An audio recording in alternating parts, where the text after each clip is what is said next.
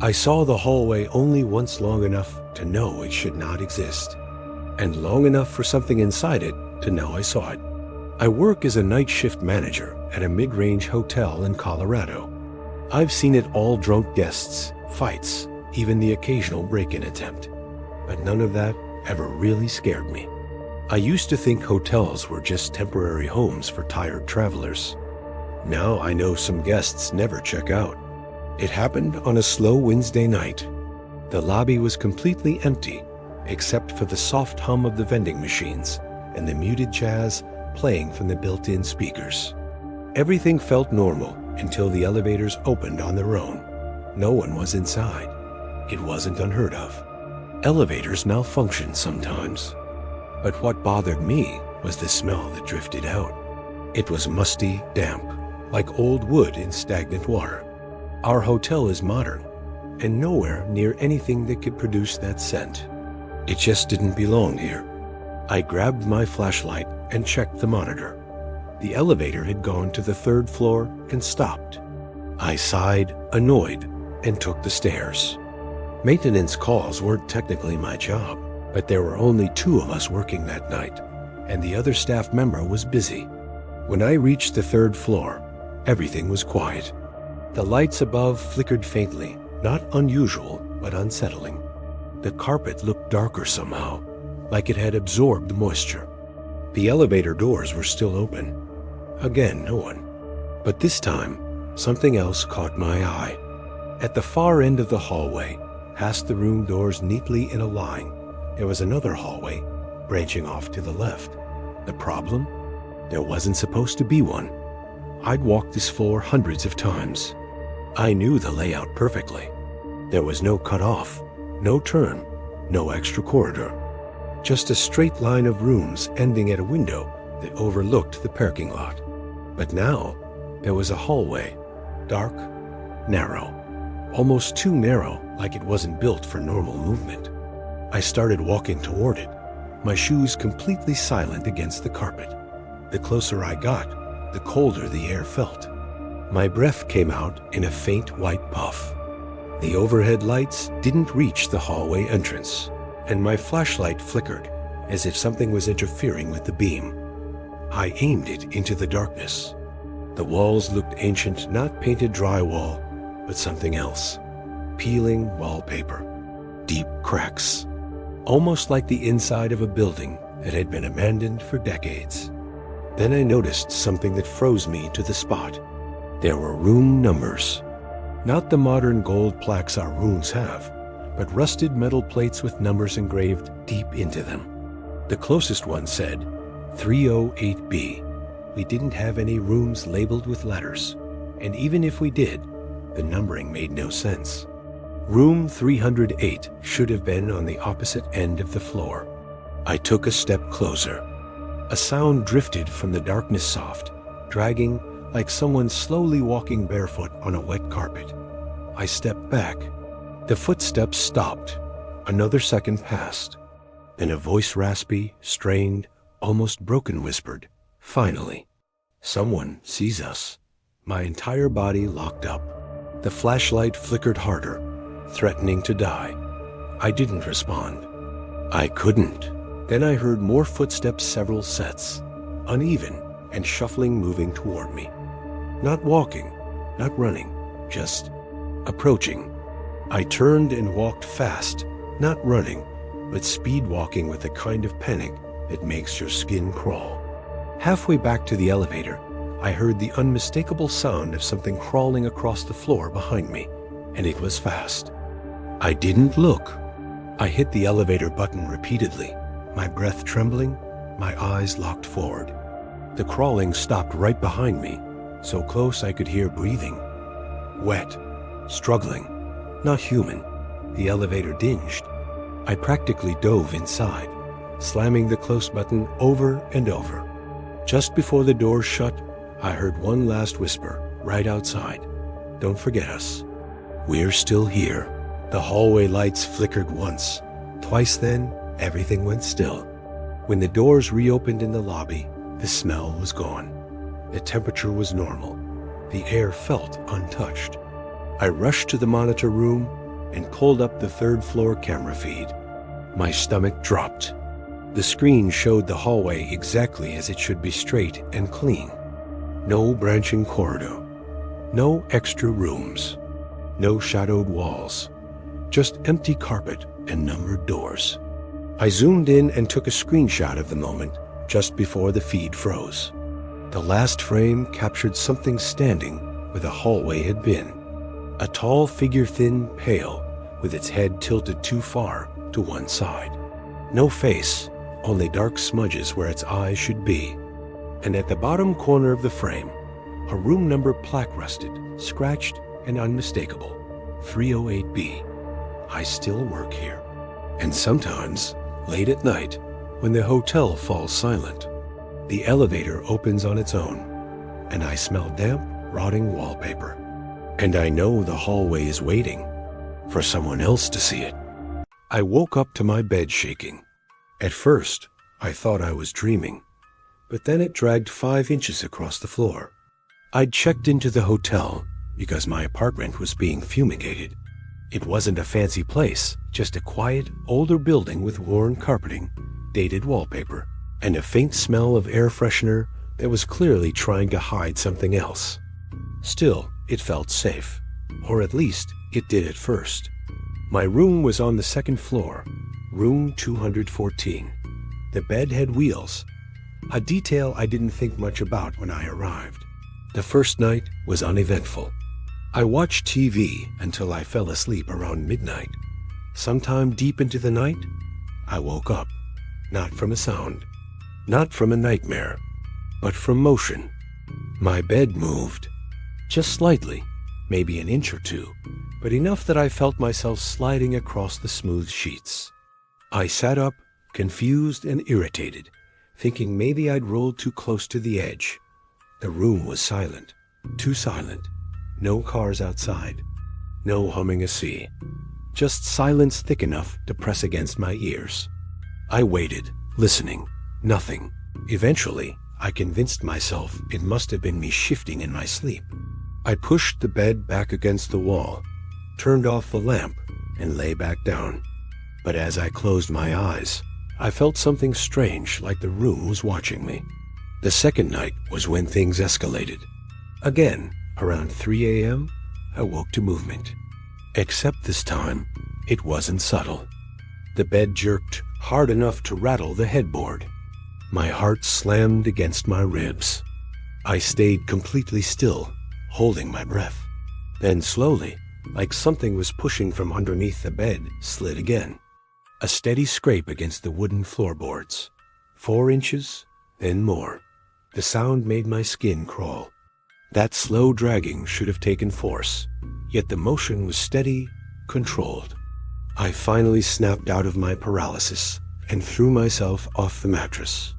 The bed kept moving another 2 seconds after I stepped away before it stopped dead center of the room. Not a natural stop, a deliberate one. Standing barefoot on the cold floor, I stared at it. I waited. My breathing sounded too loud in the quiet. Then softly, I heard something underneath the bed. A whisper, too faint to understand, but unmistakably a voice. My throat tightened. I backed toward the door without taking my eyes off the frame. With every step, the whispering grew sharper, more rapid, like someone arguing under their breath. I left the room for the night. I sat in the lobby until sunrise, pretending to scroll my phone, even though my hands were shaking so bad I couldn't type. The front desk worker insisted no one else ever complained. He offered a new room, but I refused. I didn't want another room. I just wanted morning, light, and noise. But I still had another night booked, and stupidly, I went back. By the third night, I was exhausted. I pushed the bed firmly against the wall, wedged my luggage in front of it, and sat awake for hours, not watching TV, not scrolling anything, just listening. At first, nothing happened, and the air changed. It got colder. Not freezing, just unnaturally cold, like standing in front of an open freezer. Then the smell hit. Rot, like wet dirt and something long dead. My eyes watered. My stomach churned. And then very slowly the bed moved again. Even with my suitcase pressed against it. Even with the wheels locked. Slow, firm, intentional. The luggage tipped over and fell with a thud. The bed kept sliding, inching its way toward the center of the room. Again, like that was where it wanted to be.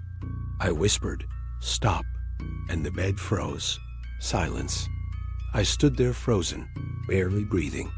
For a moment, I thought maybe, just maybe, it listened. Then something grabbed my ankle. Not a gentle tug. Something cold, fingers thin and sharp, pressing into my skin, pulling downward toward the dark space under the bed. I screamed and kicked back wildly, stumbling to the bathroom and slamming the door shut. My ankle tingled with numbness. I didn't look at it. I couldn't. Outside the bathroom door, the bed dragged again, hard scraping loudly across the floor until it hit something solid. Then silence. No breathing. No whispering. Just stillness. I stayed locked in that bathroom until sunlight began breaking through the curtains. When I finally emerged, the bed was back against the wall, perfectly aligned, like nothing had ever happened. My bag sat neatly on the chair, and on the mattress, pressed into the dust cover in long, thin marks, were 4 dark streaks, finger marks, pulling downward. I checked out immediately. I didn't argue. I didn't explain. I didn't wait for a refund. Before I left, I glanced back at room 214 one last time. The door slowly drifted open on its own, and from the darkness inside, I heard a soft whisper, "Don't go. We finally reached you." I didn't look back again. I still don't sleep on wheeled beds, and some nights, when everything is quiet, I swear I can still feel hands waiting beneath me. The first call came at 2:13 a.m. I picked up the phone, half asleep, only to hear someone sobbing softly on the other end. I work the night shift at a mid-range hotel in Colorado. It's a quiet job, most nights. Business travelers, families passing through on road trips, nothing strange, nothing memorable. Until last winter. The hotel was built in the late 70s, and a lot of the infrastructure is dated. Flickering hallway lights, a slow elevator, old phone systems that crackle when you pick them up. But it worked well enough. On that night, the lobby was empty and the desk was quiet except for the hum of the heater behind me. Snow was piling up outside in thick drifts, the kind of cold where even sound feels frozen. I was doing paperwork when the phone rang. I didn't think much of it. Calls at night happen. Usually wrong numbers or guests wanting extra towels. I answered with the usual, "Front desk, how can I assist you?" Silence. Then the breathing started shaky, uneven, like someone was trying to speak through tears. I checked the caller ID out of habit. Room 409. No one was checked into that room. In fact, the room had been sealed shut with a metal security latch the day I started working there. The door was taped with a faded sign reading, "Do not enter. Maintenance." I waited, expecting someone to say something. The voice finally came ragged, panicked. "Help me." My chest tightened. "Who is this?" The voice sounded young, male, terrified. "Please," he whispered. "He won't let me leave." A cold chill crawled across my skin. Before I could ask anything else, the call ended. I stared at the display for a long time. Room 409. I knew better than to immediately involve security or go running upstairs. Hotels get prank calls, sometimes elaborate ones. Still, I wrote it down in my incident log. The second call came 15 minutes later. Same number. This time, the voice spoke as soon as I answered.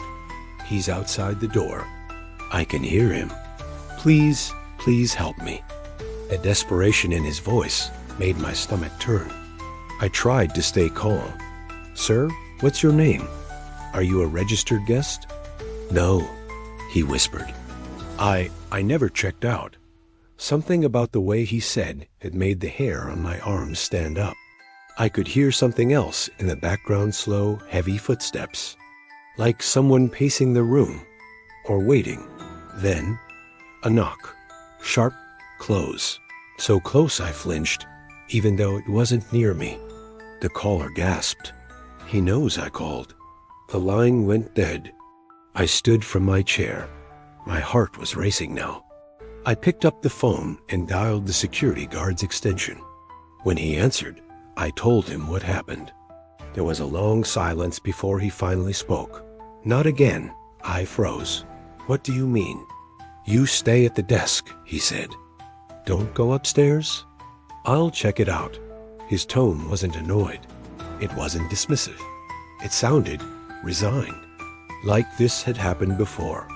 While I waited, I watched the lobby security monitors. The hallway leading to room 409 was visible through one of the grainy cameras. At first, there was nothing. Then movement. The guard walked slowly toward the room, flashlight beam cutting through the dim hallway. He reached the door and tried the handle without removing the latch. The camera flickered. And then the phone rang again. My stomach dropped. Same caller ID. I answered with shaking hands. This time the voice wasn't crying or whispering. It was calm. Too calm. He's outside your door now. My blood ran ice cold. The lobby was empty. Silent. No footsteps. No shadows. No one approaching. But the voice continued, almost conversational. I knocked for years. No one answered. But you listened. I tried to speak, but my throat wouldn't cooperate. Then I heard something behind me. A soft, slow knock. Right on the lobby door that led into the office behind me. 3 taps, deliberate, measured. I forced myself to turn, expecting to see the security guard or worse, someone standing there. But the hallway beyond the glass was empty. When I turned back, the call was still connected. I don't want to be alone in that room anymore, the voice murmured. Let me in. Behind him on the line, I could hear the footsteps again, closer this time. And then a second voice, much deeper, whispering something I couldn't understand. The caller's tone shifted from calm to frantic in a heartbeat. No, please, not again.